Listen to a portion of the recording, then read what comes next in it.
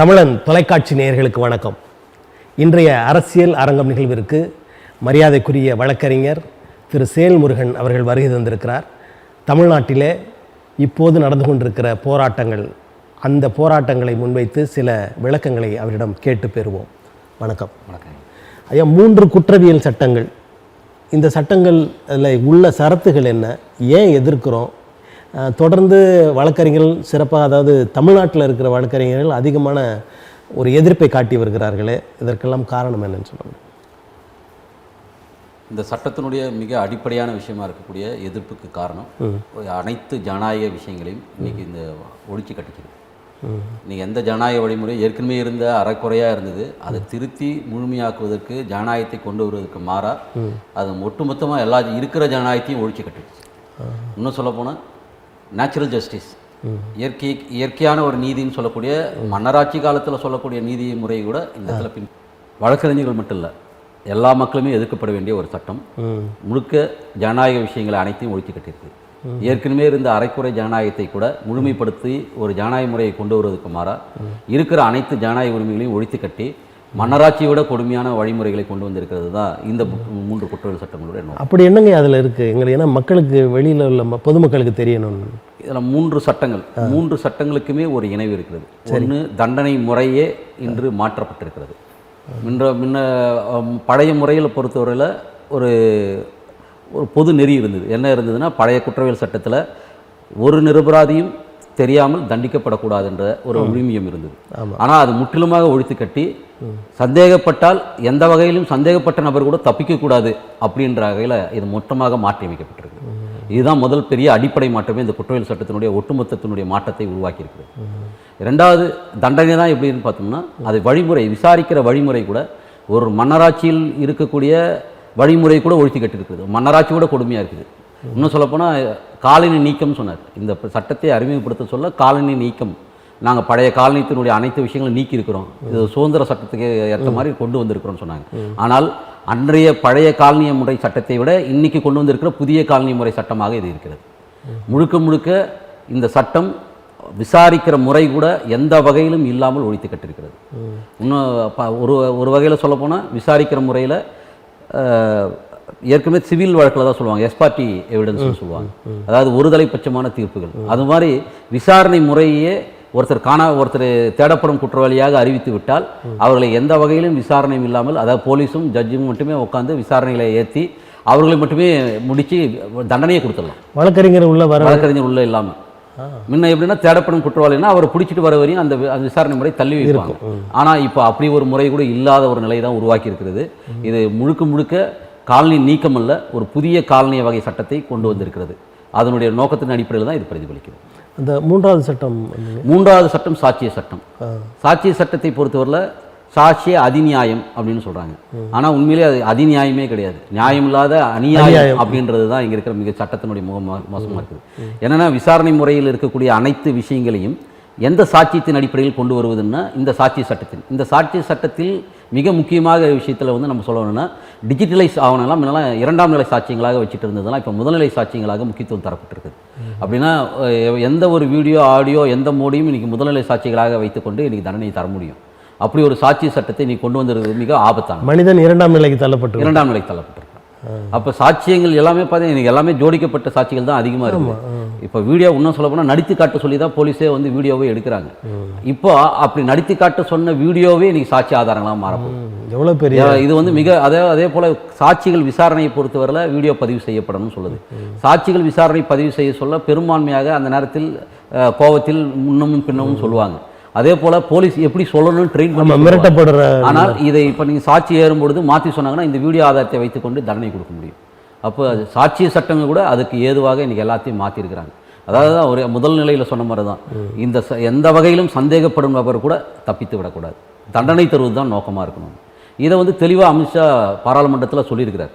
அவரே வெளிப்படையாக சொன்ன விஷயம்னா, எந்த சட்டத்தில் இந்த இருக்கிற சட்டத்தில் தண்டனையே கொடுக்க முடியல, தண்டனையை கொடுக்குவதற்கு ஏதுவாக இந்த சட்டத்தை மாற்றுகிறோம்னு சொல்லி ஏற்கனவே 2022 ஐடென்டிஃபிகேஷன் ஆக்ட், கிரிமினல் ஐடென்டிஃபிகேஷன் ஆக்ட்னு சொல்லி கொண்டு வந்தாங்க, அடையாள சட்டம்னு. அப்போ எப்படி பாராளுமன்றத்தில் அறிவித்தாரோ அதே நிலை தான் இதையும் தண்டிக்கே ஆகணும் அப்படின்ற ஒரு நிலைக்கு கொண்டு வந்திருக்கிறாங்க. அதாவது வழக்கமாக சொல்லுவாங்க, ஒரு நிரபராதி கூட தண்டிக்கப்படக்கூடாது அப்படின்னு ஒரு நடைமுறை இருந்தது. ஆனால் அதுக்கு எதிர்மாறாக இது இருக்கிற மாதிரி இல்லை. ஆமாம், நிச்சயமாக. அதுதான் ஒரு ஜனநாயக மாண்பை ஒழித்து கட்டுகின்ற விஷயம். ஜனநாயக மாண்பை ஒழித்து கட்டு என்ற விஷயம்னா விசாரணை முறை கூட அப்படி இருக்குது. அதாவது சந்தேகப்படும் நபர்களை நீங்கள் நிற்க வைத்து ஒரு அதிகார வர்க்கம் எப்படி வேணுமானாலும் கேஸை போட்டு அவர்கள் மீது வழக்கு தொடுத்து கண்டிப்பாக தண்டனை கொடுத்துட முடியும். இந்த ஒன்றிய அரசு தொடர்ந்து நாங்கள் தான் ஆட்சியில் இருப்போம், எங்களோட அதிகாரம் தான் எப்பவுமே இருக்குன்ற ஒரு நம்பிக்கையில் இந்த சட்டத்தை கொண்டு வந்திருக்காங்களா? ஒன்றிய அரசு அப்படின்னு தனித்தெல்லாம் பார்க்க முடியாது. அவங்க எடுத்துகிட்டு வந்தது அவங்களுடைய அவங்க ஒரு முகமுடி தான். இது யாருக்கு தேவைப்படுகிறதுனா கார்ப்பரேட் ஆட்சி. இந்த கார்ப்பரேட் ஆட்சியை இங்கே நிலைநிறுத்துவதற்கு அவர்களுக்கு அடிப்படையான ஒரு தேவை என்ன இருக்குதுன்னா, இருக்கிற சட்டங்களை வைத்துக்கொண்டு அடக்க முடியல. இருக்கிற சட்டங்களை கொண்டு இந்த ஆட்சி அமைப்பை நடத்த முடியாது. எந்த ஆட்சியாக இருந்தாலும் நடத்த முடியாது. நீங்கள் பல மாநில ஆட்சிகள் நீங்கள் எக்ஸாம்பிள் உத்தரப்பிரதேசம் எடுத்துக்கிட்டோம், யாராக எடுத்துக்கிட்டோம், இன்றைக்கி நேரடியாக ஆட்சி அவர்கள் நினைத்தால் யாரை வேணாலும் உள்ளே போடலாம், யாரை வேணாலும் செய்யலாம். ஆனால் தண்டிக்க முடியல, நிரந்தரமாக அடைச்சி வைக்க முடியல. அப்போ இது நிரந்தரமாக அடைத்து வைக்குவதற்கு தேவையாக இருக்குது. இது வந்து பாராளுமன்றத்தில் 2022 சொல்கிறார். ஒரு உள்ளே போனால் வெளியே வந்துடுறான், அவன் நிரந்தரம் எப்படி அடைச்சி வைக்கிறதுன்றது நோக்கத்தின் அடிப்படையில் தான் அது கொண்டு வராங்க. அதுதான் அந்த கிரிமினல் ஐடென்டிஃபிகேஷன் ஆக்ட்ன்றது அப்போ ட்ரையல். இப்போ மேலும் மேலும் சிறைச்சாலைகளை கட்டிகிட்டு இருக்க போகிறாங்க. ஆமாங்க.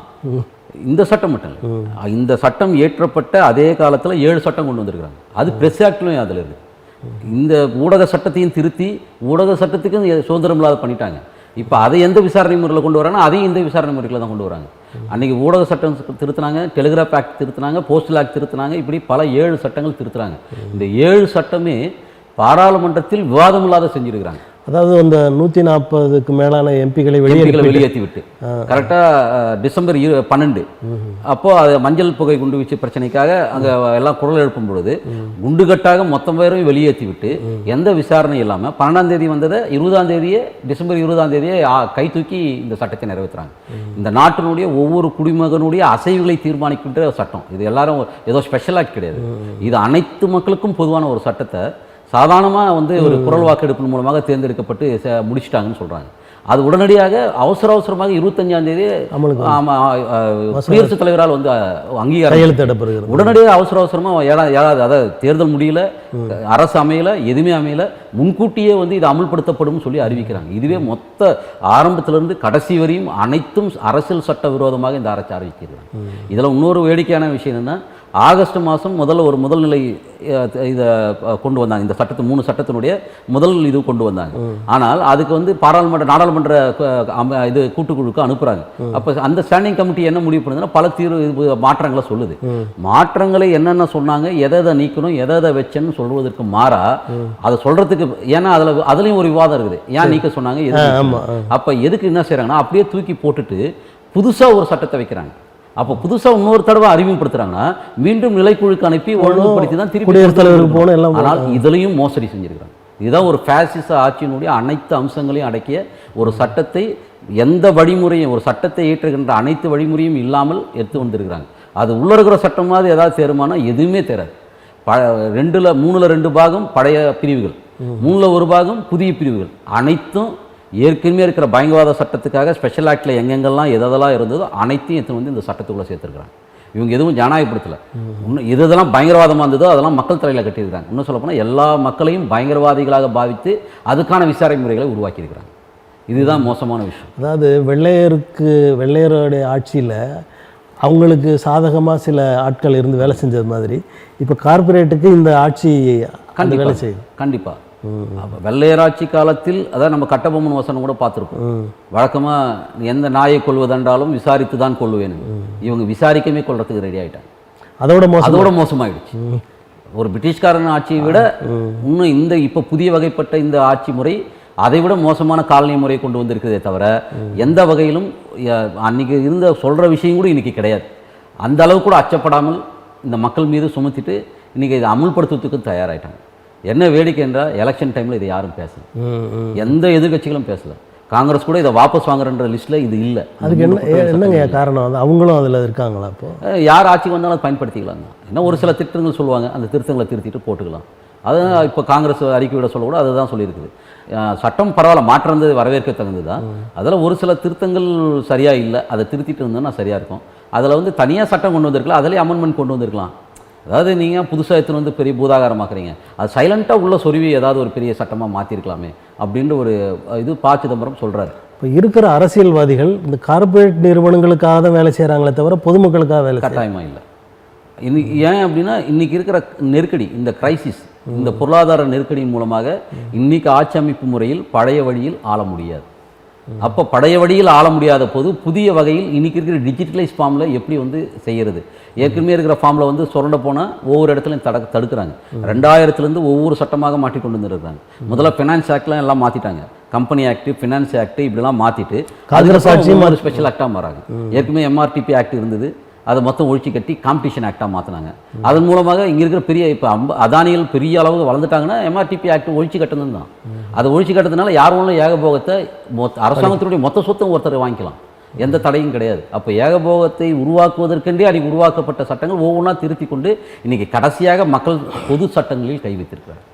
இது ஒரு 10-20 வருஷம் ப்ராசஸ். அந்த சட்டங்கள் காங்கிரஸ் ஆட்சியில் அதை பண்ணி காங்கிரஸ் ஆட்சியில் இருந்தது. அன்றைக்கி பிஜேபி கை கொடுத்துக்குச்சு. அன்றைக்கி எதிர்கட்சியாக இருந்த பிஜேபி கை தூக்குச்சு. இன்றைக்கி எதிர்கட்சியாக இருக்கிற காங்கிரஸ் கை தூக்கிட்டு. இவ்வளோ பெரிய எதிர்கட்சியாக இருக்க கட்சிகள் எதிர்த்து போராட தயாராக இல்லை. மாநில கட்சிகள் எதிர்த்து போராட தயாராக இல்லை. காங்கிரஸ் கட்சி தன்னுடைய அஜெண்டாவில் கூட, அதாவது எலெக்ஷன் அஜெண்டாவில் கூட இதை வாபஸ் வாங்குற லிஸ்ட் சொல்லலை. இது இன்னும் பிரச்சாரம் கூட சொல்லலை. இது எவ்வளோ கொடூரமான சட்டம். இதை பிரச்சாரத்தை கொண்டு போயிருந்தால் மக்கள் மத்தியில் எவ்வளோ பெரிய வீச்சை உருவாக்க முடியும். பாஜகவை வச்சிருக்காங்க. ஆனால் எங்களை மாதிரி சில பேர்கள் குரல் கொடுத்திருந்தமே தவிர, ஆனால் உண்மையிலே வந்து அது பெரிய அளவுக்கு எடுபடலை. பெரிய கட்சிகள் எல்லாம் வாய்மூடி மௌனியாக இருந்தது. முதல்ல அதை எதிர்க்கவும் விடலை. அவங்க வந்து வாபஸ் வாங்குவாங்களா, இது மோசமான சட்டம், இதை எதிர்த்து போராடணும்னு ஒரு ஆக்டிவிட்டீஸில் எந்த ஆக்டிவிட்டீஸ்லையும் இறங்கலை. சிறு சிறு அமைப்புகளும் இப்போ சில அறிவுஜீவிகளும் வழக்கறிஞர்கள் சில மத்தியில் இருக்கிற மட்டும்தான் பெரிய எதிர்ப்பு இருந்தது. சில அமைப்புகள் எதிர்த்தது. ஆனால் இது ஒரு பெரிய மக்கள் மத்தியில் வீச்சை உருவாக்கலை. ஏன்னா அன்றைக்கி எலெக்ஷன் ப்ராசஸில் அது பெரிய இதுவாக மாறி. அதாவது தமிழ்நாட்டில் இருக்கிற வழக்கறிஞர்கள் மட்டும் ஏன் இவ்வளவு விரைவாக அல்லது ஒரு வேகத்தோட ஏன் செயல்படுறாங்க, இதை எதிர்க்கிறாங்க? மற்றவங்களாம் மற்ற மாநிலங்களில் தெரியல. பாஜகவினுடைய ஒவ்வொரு அசைவும் தமிழ்நாடு அரசு கவனிச்சு, தமிழக மக்கள் குறிப்பாக கட்சிகள் இங்கே இருந்து கவனிச்சுட்டே இருக்குது. ஏன்னா பாஜக அரசு அதனுடைய இதுவை பொறுத்தவரையில் இங்கே பொதுவான எதிர்ப்பு இருக்குது. அதனால் ஒவ்வொரு அசைவும் கவனிக்கும் போது இவங்க கூட தமிழக வழக்கறிஞர்கள் உட்பட தமிழக மக்களும் உட்பட இது வந்து எலெக்ஷன் முன்னாடி பெருசாலாம் யாரும் டிபேட் கூட பண்ணல. பெரிய அறிவு மட்டத்தில் மட்டும்தான், இல்லை பத்திரிகையாளர்கள் மட்டும்தான், இல்லை சில அமைப்புகள், ஜனநாயக அமைப்புகள், மற்ற அமைப்புகள் மட்டும்தான் இதுக்கு செஞ்சு. இப்போ கூட பெரிய ஊடகங்களை வந்து பேச மாட்டேங்கிறாங்க. ஆமாங்க. அதாவது அது காரணம் என்னன்னா, பெரிய கட்சிகள் எடுக்கல. பெரிய கட்சிகள் எடுத்து ஒரு நிர்பந்தம் உருவாகும் போது தான் ஊடகங்கள் கூட பேசப்படும் பொருளாக மாறுது. அதாவது ஜெயக்குமார் அவர்கள் சசிகலாவையும் பன்னீர்செல்வம் அவர்களையும் இவர்கள் அதிமுகவை உறிஞ்சும் அட்டைகள், ரத்தத்தை உறிஞ்சும் அட்டைகள், அதுக்கு கொடுக்குற முக்கியத்துவம் இந்த பொதுமக்களை பாதிக்கிற சட்டத்துக்கு இந்த ஊடகங்கள் கொடுக்கல. அஜெண்டா ஃபிக்ஸ் பண்ணுறாங்க. நீங்கள் எதை பேச வேண்டும், எதை பேசக்கூடாதுன்றது மீடியாவுக்கான அஜெண்டா கொடுக்கப்படுது. மீடியா அந்த அஜெண்டாவை செயல்படுத்துது. ஏன் இந்த விஷயத்தை முன்னாடி பேசலைன்னா, ஒரே ஒரு அறிக்கை மட்டும்தான் இருந்தது. என்ன, 3 முப்பெயல் குற்றவியல் சட்டங்களில் இந்த 3 சட்டத்துக்கும் சான்ஸ்கிரிட்டில் பேர் வச்சுட்டாங்க, ஹிந்தியில் பேர் வச்சுட்டாங்க. அது சாதாரணமாக, அது வந்து உண்மையிலே ஒரு மொழி உரிமையை பாதிக்கக்கூடிய விஷயம்தான். மாநில உரிமை உள்ள இருக்கு என்ன இருக்குன்ற விஷயத்தை பேச. இதில் இன்னும் இப்படி தான் சொல்லணும். தமிழில் எழுதி ஒரு விஷயத்தை கொடுத்தால் அது ஒன்றும் இனிப்பானது கிடையாது. அது தமிழில் எழுதுறாங்களா இல்லையான்றது ஒரு முக்கியத்துவத்தை விட அதி முக்கியத்துவம் அது உள்ளே இருக்கிற ஜனநாயகம் இருக்குதான்னு. அது இருந்தால் குறைஞ்சபட்சம் இதை மாற்றி வைக்கிற ஜனநாயகமாவது கிடைக்கும். பாராளுமன்றத்தில் எந்த ஜனநாயகம் இல்லாத நிறைவேற்ற ஒரு சட்டத்தில் எதை எதிர்பார்க்க முடியும்? அவர்கள் இந்தி திணிப்பு தான் எதிர்பார்க்க முடியும். மாநில உரிமையை பறிச்சிருக்கிறாங்க. இதில் மாநில உரிமையை பறித்ததை இதுவரையில் தமிழக அரசாங்கம் இதுவரையும் கண்கண்ணும் காணாமல் இருக்கிறது. 70 விடுதலை சாத்தியமானது ஏற்கனவே இருந்து பழைய சட்டத்தில். இன்று அந்த 70 விடுதலை சாத்தியம் கிடையாது இந்த சட்டத்தின் மூலம். ஏன்னா ரெமிஷன் பவர், அதாவது குறைப்பு, நீட்டிப்பு எதுவாக இருந்தாலும் மாநில அரசுக்கு கொடுக்கப்பட்ட பவர் இதில் பறிக்கப்பட்டுச்சு. அது செய்ய முடியாது. சில வழக்கறிஞர்கள் என்ன சொல்கிறாங்க, இந்த 3 சட்டங்களையும் அந்த மனுநீதி உள்ளே புகுந்திருக்கிறது அப்படின்னு சொல்கிறாங்க. அது ஒரு வகையில் அது உண்மைதான். ஆனால் மனுநீதி மட்டும் புகுந்துடுச்சுன்னு சொல்கிறது தான் இங்கே இருக்கிற சிக்கல். இது வந்து ஒரு மனுநீதிக்கான சட்டமாக மட்டும் பார்த்தாலும் பாஜகவை மட்டும் ஏதோ அதை பயன்படுத்த போகுதுன்ற மாதிரி. பாஜக இன்றைக்கி ஆட்சியில் இருக்கா, நாளைக்கு ஆட்சியில் போயிடும். தூக்கி போடுவாங்க மற்ற எதிர்கட்சிகளே. யாரும் தூக்கி போட தயாராக இல்லையே. அப்போ மனுநீதி மட்டும் இருக்கிறது என்றால் மனுநீதி இருக்குதுன்றது உண்மை. குறிப்பாக வந்து பெண்களுக்கான சட்டங்கள் இதில் இன்றைக்கி வந்து லவ் ஜிகாத்தை வந்து கொண்டு வந்திருக்கிறாங்க. குறிப்பாக சொல்லப்போனால் மோசடியாக ஆள் அடையாளத்தை மறைத்து திருமணம் செய்து கொண்டால் வராங்க. ஆள் அடையாளத்தை மறைத்து என்பது லவ் மேரேஜில் இயல்பாக வந்து யாரும் அடையாளம்லாம் சொல்லிக்க மாட்டாங்க. அவங்கவுங்க லவ் பண்ணுவாங்க, அவங்கவுங்க கல்யாணம் பண்ணுவாங்க.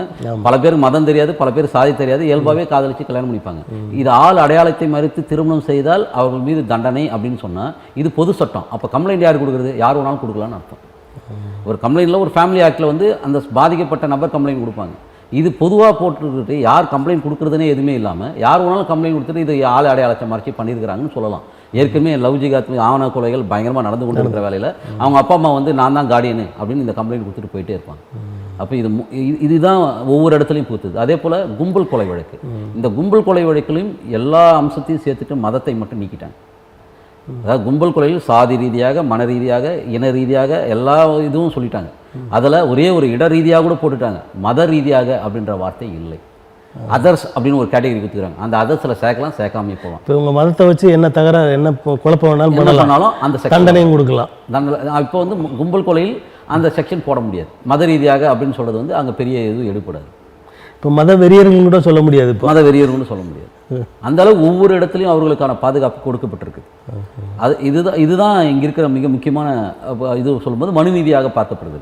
ஆனால் மற்ற அம்சங்கள் பொறுத்தவரை இன்றைக்கி வந்து ஒரு கார்ப்பரேட் ஆட்சியை நடைமுறைப்படுத்துவதற்காக செய்யப்படும் சட்டம். இன்றைக்கி சாதாரண விஷயம், ஒரு சட்டத்தை எதிர்த்து போராடுறதோ இல்லாட்டி இன்றைக்கி மிகப்பெரிய விலைவாசி ஏற்றம் மற்றவங்களாம் எதிர்த்து போராடுதுன்னா ஒரு உண்ணாவிரதம் தான் அதிகபட்சம் ஒரு சாத்வீகமான போராட்டம். இருக்கத்திலே மிக மோசமாக இன்றைக்கி எல்லாரும் கைவிட்ட போராட்டம் ஒரு உண்ணாவிரத போராட்டம். அது நடத்தி ஒன்றும் பிரயோஜனம் இல்லை போகும். அந்த போராட்டம் கூட நடத்துறதுக்கு தயாராக இல்லை. அது கூட நீ குற்றம். குறிப்பாக சொல்லப்போனால் அன்றைக்கி டெல்லியில் விவசாயிகள் நடந்து கூடி போராட்டம் செய்தது மிகப்பெரிய குற்றம். இந்த சட்டத்தின்படி இந்த குற்றம் அரசாங்கத்துக்கு எதிரான குற்றம். உண்ணாவிரத போராட்டம் நடத்தினா அரசாங்கத்தை நீ பிளாக்மெயில் பண்ணுற, அதனால் உன்னை தண்டிக்கப்பட வேண்டும். இப்போ இந்த போராட்டங்கள் கூட அனுமதி வாங்கி தானே பண்ணுறாங்க. ஆமாம், அப்படி பண்ணால் அது சரி அப்படி இல்லை. அப்போ கூட வந்து உங்களுடைய முழுக்க இனிமேல் தடை செய்யலாம். இனிமேல் தடை செய்யலாம். எப்படி தடை செய்யப்படலைன்னா அரசாங்கத்தை நீங்கள் செய்ய சொல்லியோ செய்யாமல் செய்யக்கூடாது அப்படின்னு சொல்லியோ நீங்கள் வந்து ஒரு போராட்டம் நடத்தக்கூடாது, உண்ணாவிரத போராட்டம். அப்படி நடத்தினா அப்புறம் என்ன மக்களாட்சி இருக்குது? அதுதான் சிக்கல். மக்களாட்சின்னு சொல்லக்கூடிய அனைத்து ஜனநாயக உரிமைகளையும் குழி தோண்டி புதைச்சிருக்கிறது தான் அன்றைக்கி உண்ணாவிரத போராட்டம் நடத்தினா காந்தி கூட பிரிட்டிஷை வந்து எடுத்து போய் உள்ளே விட்டுட்டு திருப்பி வெளிவிடுவாங்க. இப்படி தான் நடந்தது. உண்ணாவிரத போராட்டத்துக்கு பெரிய அளவுக்குலாம் ஒன்றும் கேஸ்லாம் போடல. ஆனால் இன்றைக்கி அதுக்கு மேலேயும் கேஸ் போடுறாங்க. அன்றைக்கி அதுதான் சொன்ன காலனி ஆட்சியை விட புதிய காலனி ஆட்சி மிக மோசமாக இருக்குது. புதிய காலனி வகையான ஆட்சியை கொண்டு வரதுக்கு முயற்சி பண்ணுறாங்க. இப்போ அகிம்சைக்கே வழி இல்லாமல் ஆயிடுச்சு. அகிம்சை உங்களுக்கு வேஸ்ட். அகிம்சை போகிறாங்க. அவங்களே என்ன சொல்கிறாங்கன்னா அகிம்சைலாம் நீங்கள் போராடி ஒன்றும் சாதிக்க முடியாது, என்ன அகிம்சையில் என்ன செய்ய போகிறீங்கன்னா அவங்க தான் இன்னொரு வகையில் அதை சொல்கிறாங்க. ஏன்னா அவர்கள் ஆயுதம் தாங்கிய எதிர்ப்புரட்சிகள் நீ செஞ்சுட்டு இருக்கிறாங்க, எதிர் வன்முறை செஞ்சுட்டு இருக்கிறாங்க. ஆயுதம் தாங்கிய எதிர் வன்முறை நீங்கள் எல்லா இடத்துலையும் கலவரம் தூண்டி மத கலவரங்களை தூண்டி எல்லாம் செஞ்சுட்டு இருக்கிற வேலையில் இதெல்லாம் அவங்களுக்கு பெரிய விஷயமா தெரியாது.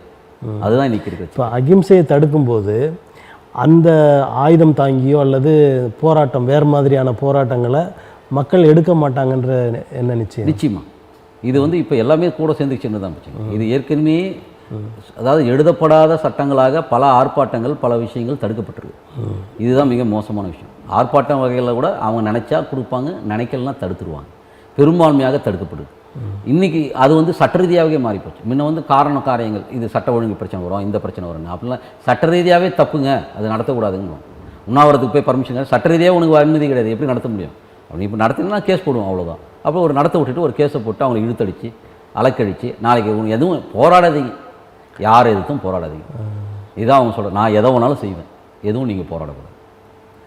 இதில் இன்னொரு மிகப்பெரிய விஷயம் என்னென்னா ஏற்கனவே ஹேண்ட் கப்பிங், அதாவது கை விலங்குறதுன்னு சொல்கிறது. ஹேண்ட் விலங்கு போடுறது பொறுத்தவரையில் ஏற்கனவே சுப்ரீம் கோர்ட்டு பல வழக்குகளில் சொல்லியிருக்குது. சுனில் பத்ரா கேஸ்லையும் சொல்லியிருக்குது. கை விலங்கிடுவது என்பது அரிதிலும் அரிதான வழக்கில் செய்யப்பட வேண்டும். ஆனால் இப்போ என்ன எடுத்து போய் சொல்லிட்டாங்கன்னா போலீஸ்காரன் விருப்பப்பட்டால் போடலாம், அவனுக்கு ஆபத்துன்னு தெரிஞ்சால் போட்டுக்கலாம். அப்போ தீர்மானிக்கிற உரிமை யாருக்களை கொடுத்துருக்காங்க? சாதாரண போலீஸுக்கு கொடுத்துருக்காங்க. எந்த வழக்கில் வேணாலும் போடலான்னு சொல்லிட்டாங்க. முன்ன வந்து ஜட்ஜுக்கிட்ட பர்மிஷன் வாங்குவாங்க ஹேண்ட் கஃபிங் போகிறதுக்கு. இது ஒரு மோசமான குற்றவாளி இல்லை ஹையர் அஃபிஷியல்ஸு. இப்போ அப்படின்னு ஒரு கான்ஸ்டபிள் ரேஞ்ச் பண்ணலாம், அவர்கள் முடிவு பண்ணி அவங்க ஹேண்ட் கஃபிங் பண்ணலாம். அப்போது இங்கே அடிப்படையிலேயே ஒரு சாதாரண விஷயம். காவல்துறை ஒரு வழக்கையே காலி பண்ணிட்டாங்க. இப்போ பொதுமக்கள் மேலே காவல்துறையின் அடக்குமுறையும் அதிகமாகிற ஒரு சூழல் வந்துடும். ஆமாங்க, கண்டிப்பாக வந்துடும். இப்போ அதுதான் இன்னொரு மோசமான விஷயம். ஒரு போராட்டம் நடத்துகிறாங்க, கைவிலங்கு போட்டு ஒரு சாதாரண ஒரு அரசியல் கைதிகளை கூட மோசமாக நடத்த முடியும். அந்த போராட்டம் நடத்துகிற நபர்கள் போராட்டம் நடத்திட்டு எல்லாமே வாடகை வீட்டில் தான் இருக்கிறாங்க. அவங்க குடியிருந்துட்டு இன்னொரு வீட்டுக்கு போயிடுவாங்க. இவங்க சம்மன் செர்வ் பண்ண சொல்ல 2 வருஷம் ஆகிட்டு இருக்கும். அவங்க சார்ஜ் ஷீட் போட்டு சம்மன் எடுத்துன்னு சொல்ல ஆள் இருக்க மாட்டாங்க. வீட்டில் ஆள் இல்லைன்னா என்ன செஞ்சோம், போர்டில் ஓட்டிட்டு தேடப்படும் குற்றவாளின்னு கோர்ட்டுக்கு போயிடுவாங்க. கோர்ட்டில் போனோன்னா அவங்களுக்கு தெரிஞ்ச 4 சாட்சி எடுத்துமே நிறுத்திடுவாங்க. நிறுத்திட்டு ஏற்கனவே டிஜிட்டலைஸ் பண்ண அந்த வீடியோவெல்லாம் எடுத்துன்னு போய் ஆர்ப்பாட்டம் நடத்துந்து இதெல்லாம் எடுத்துன்னு போய் ஆதாரங்களை போட்டு சாட்சிகளை எடுத்துமே நிறுத்தி வச்சு அவங்களுக்குள்ளே பேசி தண்டனை கொடுத்துப்பாங்க. தண்டனை கொடுத்த பிறகு நீங்கள் மாட்டிங்கன்னா எடுத்து போய் தண்டனை எடுத்துமே உள்ள வச்சுருவாங்க. எந்த விசாரணை உங்களுக்கு அப்பீல் தான் ப்ரொவிஷன்.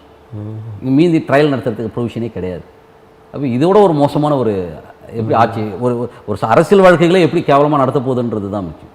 இப்போ இருக்கிற எல்லா சிக்கல்களையும் விட இது மிகப்பெரிய சிக்கலாக இருக்கு. இதுக்கு ஏன் முன்னுரிமை கொடுக்காம இந்த அரசுகள்லாம், அதாவது பாரதிய ஜனதா கட்சி எதிர்த்து பேசுகிறாங்க, திராவிட முன்னேற்ற கழகம், ஆனால் இந்த சட்டத்தை ஏன் எதிர்க்க மாட்டேங்கிறாங்க? எல்லாருமே இந்த ஆட்சியில் ஏதோ ஒரு சூழ்நிலை உட்காந்து தர முடியும்னு நம்பிக்கை இருக்குது. எல்லாருக்குமே ஏதோ ஒரு வகையில் இந்த மாதிரி சட்டங்கள் தேவைப்படுதுன்னு ஒரு நம்பிக்கை இருக்குது.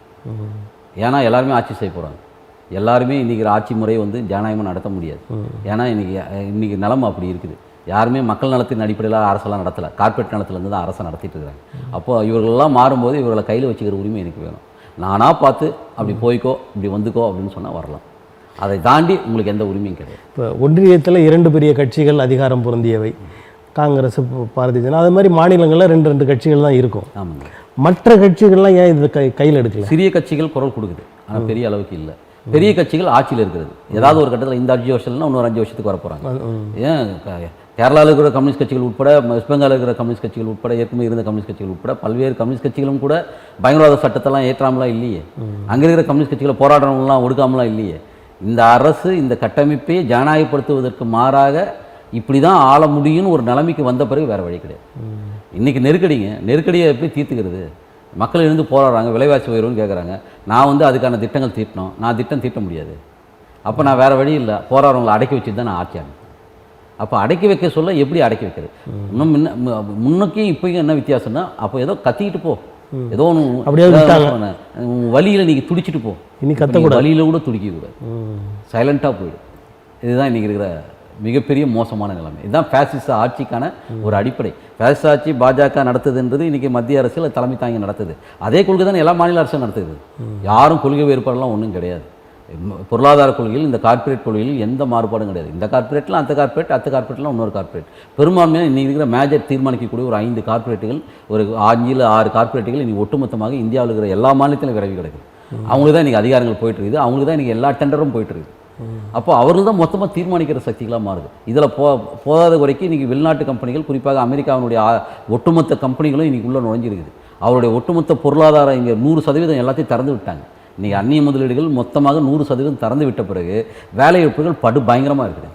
இன்றைக்கி ஐடி துறையிலே சொல்கிறாங்க, ஒரு கம்பெனி மட்டும் 25,000 பேர் சாதாரணமாக ஒரு தூக்கி வெளியே போகிறாங்க, எந்த பாதுகாப்பும் கிடையாது. அவர்கள் எழுந்து போராடினாங்கன்னா ஒட்டுமொத்தமாக அரசியல் இன்றைக்கி நிர்கதியில் நிற்கும். இன்றைக்கி எழுந்து போராடாமல் இருக்கிறதுக்கு பயமுறுத்தலுக்கு எல்லா விஷயத்தையும் செய்கிறாங்க. இன்றைக்கி குற்றம் எது ஆயிடுச்சுன்னா, நீங்கள் போராடுவது, உங்களுக்கான உரிமையை கேட்பது என்பதே குற்றமாக மாற்றப்பட்டிருக்கு. இதுதான் இன்றைக்கி பயங்கரவாத ஆட்சியாக, இது ஒரு ஃபேசிஸ்ட் ஆட்சியாக மாற்றி அமைக்கிறதுக்கான வழிமுறையாக பார்க்கும். இப்போ இந்த சட்டங்கள் அதாவது நடைமுறைக்கு வந்துருச்சு. இதை நிறுத்துவதற்கு அல்லது மாற்றுவதற்கு பொதுமக்கள் என்ன செய்ய வேண்டும், இல்லை அரசியலாளர்கள் என்ன செய்ய வேண்டும் நினைக்கிறீங்க? இந்த சட்டத்தை மாற்றுவது என்பது மீண்டும் எப்படி விவசாயிகள் போராட்டம் ஒரு உச்சபட்சமாக எல்லாரும் சேர்த்து வச்சு ஒரு விஷயத்தை நடந்தது உச்சபட்சமாக, அந்த மாதிரி அனைத்து மக்களும், அன்றைக்கி விவசாயிகள் மட்டும் இல்லை, இது எல்லாரையும் பாதிக்கப்படுறதுனால அனைத்து மக்களும் இன்றைக்கி ஒன்று சேர்ந்து இந்த சட்டத்தை திரும்ப பெறும் வரை உண்மையிலே ஒரு பெரிய போராட்டத்தை நடத்தியாகும். என்ன விஷயம்னா, நீங்கள் சொன்ன மாதிரி தமிழ்நாடு மட்டும்தான் போராட்டிருக்கிறது தான் மிக மோசமான, ரொம்ப அவலமான நிலையாக பார்க்குறோம்.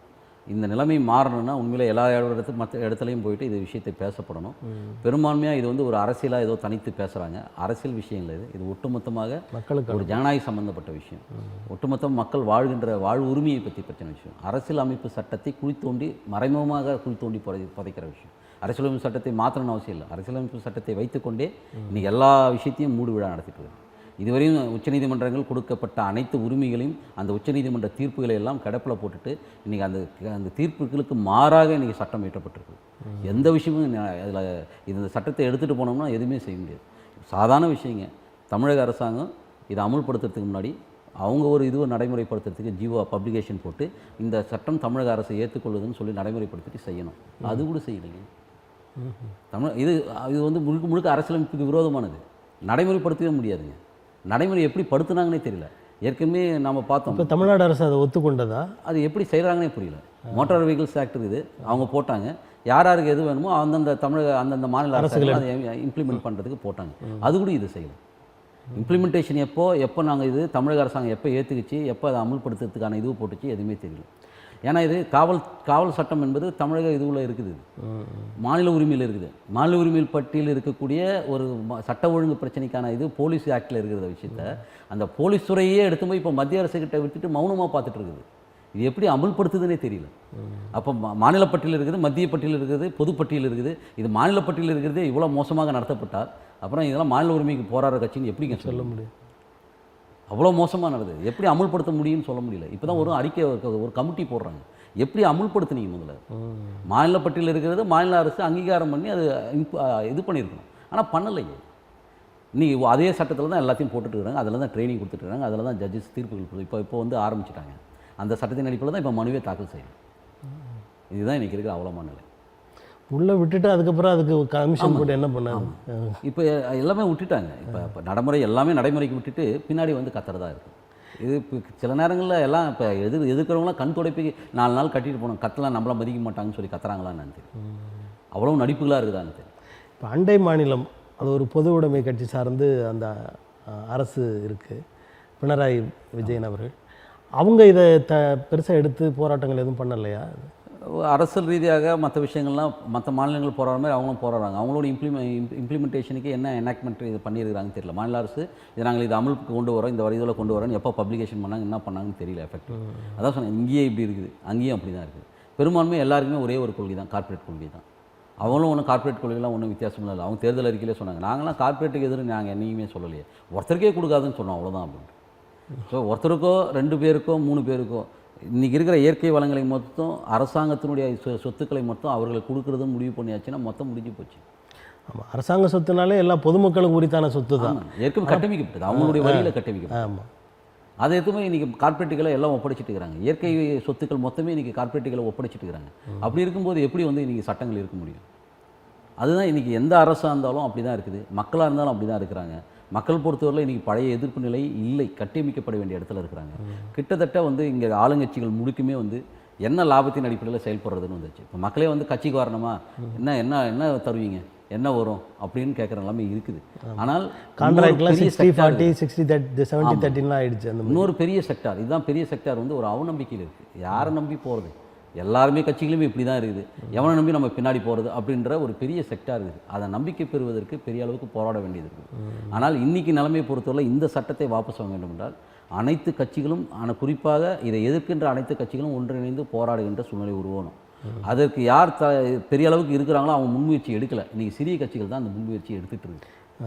அதனால் எல்லாரும் போராட்டத்துக்கு முன் வரணும் தான் கேட்குற அளவு தான் நீங்கள். இந்த சிறிய கட்சிகள் பெரிய கட்சிகளை போராட தூண்டும் அளவிற்கு அவங்களுக்கு வந்து ஒரு தாக்கத்தை கொடுக்கலாம், கண்டிப்பாக செய்ய முடியும். ஆனால் ரொம்ப காலம் கடந்தது ஆரம்பித்ததுனால இது அமலுக்கு படுத்தி கொண்டே மக்கள் மனநிலையை தயார்படுத்திட்டு இருக்கோம். இது ஒன்று இப்படி தான் சொல்லணும். மக்கள் மனையை ட்ரெயின் பண்ணுறாங்க, வழக்கமான விஷயந்தான். இப்போ வந்து ரொம்ப ஃபோர்ஸிபிளாக எல்லாத்தையும் இம்ப்ளிமெண்ட் பண்ண மாட்டாங்க. ஏற்கனவே எங்கள் கோர்ட்டில் வந்த மாதிரி தான், நீங்கள் கோர்ட் ஃபைலிங் வந்தவொடனே பரவாயில்ல இதெல்லாம் அட்ஜஸ்ட் பண்ணிக்கிறோம், இதெல்லாம் அட்ஜஸ்ட் பண்ணிக்கிறோம். இப்போ எல்லாத்தையும் சொன்னீங்கன்னா அது அப்படியே அவ்வளோதான். இப்போ நீங்கள் எதிர்த்துடக்கூடாது, அப்போ முதல்ல ஏற்றுக்கணும். கொஞ்ச நாள் கழிச்சு ஓவர் ஃப்ளெக்சிபிலிட்டியாக இருப்பாங்க. இந்த ஃப்ளெக்சிபிலிட்டி கொஞ்சம் கொஞ்சமாக மாறி என்ன ஆகுதுன்னா அதுக்கப்புறம் எல்லாத்தையும் டைட் பண்ணும்போது தான் தெரியும், அப்போ அலரும்போது ஒன்றும் செய்ய முடியாது. அப்போ அந்த அளவுக்கு மோசமான சட்டத்தை எப்படி மக்கள் மனங்களில் ட்ரெயின் பண்ணுறதுன்னு ஒரு விஷயத்தை ஆரம்பிக்கிறாங்க. இதுக்கு எல்லா கட்சிகளுமே துணை போயிட்டுருக்கு. அமுல்படுத்தி கொண்டே ஒரு விஷயத்தை செயல்படுத்துவது என்பது நியாயமே கிடையாது. அமுல்படுத்தியதை நிறுத்தி வைத்து நீதிமன்றங்களே அப்படி தாங்க இருக்குது. இப்படி ஒரு சட்டம் அன்கான்ஸ்டியூஷன், ஒரு மாநில பட்டியலில் இருக்கிற சட்டத்தை ஏன் சோமோட்டோ எடுத்து விசாரிக்கக்கூடாது? விசாரிக்கலையே. அன்றைக்கி அர்னால்ட் கோட்சாமிக்கு சுப்ரீம் கோர்ட் துடிச்சுது. உலகத்தில் தனிநபர் சுதந்திரம் அப்படி பாதிக்கப்பட்டுச்சுன்னு. இன்றைக்கி ஒவ்வொரு தனி மனிதனுடைய சுதந்திரமும் அப்படி பாதிக்கப்பட்டிருக்குது, துடிக்கலையே. அன்றைக்கி துடிப்பு இன்றைக்கி ஒன்றுமே இல்லையே, துடிப்பே இல்லை. அப்போ நீதிமன்றங்கள் உட்பட மற்ற எல்லா மன்றங்களும் இன்றைக்கி எப்படி இருக்குதுன்னா இதையெல்லாம் பார்த்தும் பார்க்காம முகமாக உட்காந்து வேலை செஞ்சுட்டு இருக்குது. காரணம் இந்த ஆட்சி அமைப்பு முறையில் போவதில் அவர்கள் பெரிய வித்தியாசம் இல்லை. இதுதான் மிக சிக்கலான விஷயமா பார்க்குறேன். இப்போ ஒன்றிய அரசின் வலிமை சென்ற ஆட்சியை விட இப்போ குறைந்திருக்கிறது. இப்போ இந்த எதிர்க்கட்சிகள் சிறு கட்சிகள்லாம் சேர்ந்து போராடினால் இந்த சட்டம் விலக்கிக் கொள்வதற்கான வழி இருக்கிறது? நிறைய வாய்ப்புகள் இருக்குது. ஏன்னா எல்லாமே ஏதோ ஒரு இதில் ஆட்சியில் அமைந்துருக்கு. காங்கிரஸ் கட்சி எடுத்தால் பக்கத்தில் மாநிலத்தில் இருக்குது, சிபிஎம் எடுத்தால் இந்த பக்கத்தில் இருக்குது, திமுக இந்த பக்கத்தில் இருக்குது, இப்படி அங்கே வெஸ்ட் பெங்காலில் அதே போல் மமதா இருக்காங்க. இப்படி பல பேர் இன்றைக்கி சொல்லப்போனால் பிஜேபியினுடைய ஆளுகின்ற மாநிலம் ரொம்ப கம்மி. பிஜேபி அல்லாத கட்சிகள் தான் நிறைய ஆண்டுட்டு இருக்குது. ஏன் சந்திரபாபு நாயுடு கூட இதை ஏற்றுக்க மாட்டாங்க. இப்போ பக்கத்தில் இருக்கிற ஆந்திரா எடுத்துகிட்டால் யார் எடுத்துட்டாலும் அவங்க கட்சியில் கூட்டணியில் இருக்கிறது கூட இன்றைக்கி மிகப்பெரிய ஒரு நிர்பந்தம், எல்லாரும் போராடினால் செய்ய முடியும். ஆனால் இவர்கள்லாம் ஆட்சியில் உட்காந்துட்டு இருந்தால் செஞ்சுட்டு முடியும். ஏன்னா அவர்களுக்கும் தேவை, அவர்களுக்கும் வசதி. அதில் ஏதாவது 1-2 மக்களை ஏமாற்றுறதுக்கு 2-3 இது எதனா திருத்திட்டு ஏமாற்றுங்க அப்படின்னு சொல்லுவாங்க. அதிகபட்சம் அவ்வளோதான் சொல்லுவாங்க. இதில் இருக்கிற அடிப்படை சட்டங்கள் இருக்கக்கூடிய 3இல் 1 பாகம் சட்டத்தை முற்றிலுமாக நீக்க வேண்டிய சட்டம். அதை நீக்கிறதுக்கு அவ்வளோ முன் வருவாங்களான்னு கேட்டால் இந்த கட்சிகள் முன் வராதுன்றது தான். அதெல்லாம் அவங்களை நம்பி பிரயோஜனம் இல்லை. மக்கள் எழுந்து போராடினால் மட்டும்தான் அவர்களாவது மக்களுடைய செல்வாக்கை பெறுவதற்காக நானும் ஆதரிக்கிறேன் அப்படின்னு ஒரு நிலைக்கு வருவாங்களே தவிர அவங்க தலைமை தாங்கி நடத்துறதுக்கு வாய்ப்பே கிடையாது. மக்கள் போராட்ட காலத்துக்கு வந்துட்டால் அவங்களுக்கு கண்டிப்பாக வரும், ஆக வேணுன்ற மீடியா வரும், கட்சிகள் வருவாங்க, அவங்களுக்கு ஓட்டு வாங்கிறதுக்கு மற்ற கட்சிகள் வருவாங்க. ஏன் பாஜக இதுலேயே இருக்குது, தமிழகத்திலேருந்தே பாஜக தலைவரோட நாங்கள் மத்திய அரசுக்கு சொல்லி மாற்ற சொல்கிறோன்னு கூட சொல்லுவாங்க. இந்த அளவுக்கு ஏமாற்றத்துக்கு தயாராகும். ஆனால் அப்படி சாத்தியமா என்று கேட்டால் மக்கள் போராட்டத்தை தவிர எந்த சாத்தியமும் இல்லை. இன்றைக்கி நிலைமை அப்படி தான் இருக்குது. இப்போது விக்கிரவாண்டி இடைத்தேர்தல் முடிந்திருக்கிறது. முடிவுகள் நாளைக்கு வரப்போகுது. எப்படி இருக்குன்னு நினைக்கிறீங்க அந்த முடிவுகள்? பெரும்பான்மையாக ஆளுகின்ற கட்சிகள் தான் பெரும்பான்மையாக ஜெயிக்கிற வழக்கமான நிலைமை. அங்கேயும் அதே தான் நடக்கும்ன்றதான் எதிர்பார்க்குறோம். அந்த பெரிய அளவுக்கு எதிர்க்கட்சிகள் அளவுக்கும் பலமும் இல்லை. மத்திய அரசுக்கு எதிர்க்கட்சி இல்லை, மாநில அரசுக்கும் எதிர்க்கட்சி இல்லை. அந்த முடிவை இப்போ வரப்போகிற முடிவு அடுத்த தேர்தலுக்கு 26ல் நடக்க போகிற சட்டமன்ற தேர்தலுக்கு ஒரு முன்னோட்டமாக இருக்குமா? அந்த முடிவு அங்கே எதிரொலிக்குமா? நிச்சயமாக பெரும்பான்மையாக இந்த மாதிரி இடைத்தேர்தல் விஷயங்கள் மைய தேர்தலுக்கு எந்த இதுவும் வரதில்லை, எந்த பொது தேர்தலுக்கும் வரதில்லை. ரெண்டாவது இன்னும் அது ரொம்ப காலம் இருக்குது. இன்னும் கிட்டத்தட்ட 1.5 வருஷம் 2 வருஷம் இருக்குது காலம். இந்த 2 வருஷ காலத்தில் நிறைய கல விஷயங்கள் சந்திக்க போகிறோம். இன்னும் சொல்லப்போனால் பல ஆட்சிகள் அம்பலமாகிற காலமே அந்த 2 வருஷம்தான். இப்போ இதுவரையும் இருந்ததெல்லாம் கொஞ்சம் அப்படி சமாளித்து வந்துடுவாங்க. ஏற்கனவே இன்னொரு மத்திய அரசுடைய தேர்தல் இருந்ததுனால அன்றைக்கி பாராளுமன்ற தேர்தலுக்கு ஏற்ற மாதிரி கொஞ்சம் அட்ஜஸ்ட் பண்ணிட்டாங்க. இப்போ அவங்க ரொம்ப காலகட்டத்தில் அப்படிலாம் ஏமாத்திலாம் உட்காந்து முடியாது. அவங்களுடைய உண்மை முகம் இனிமேல் வெளிப்பட்டு தான் ஆகும்.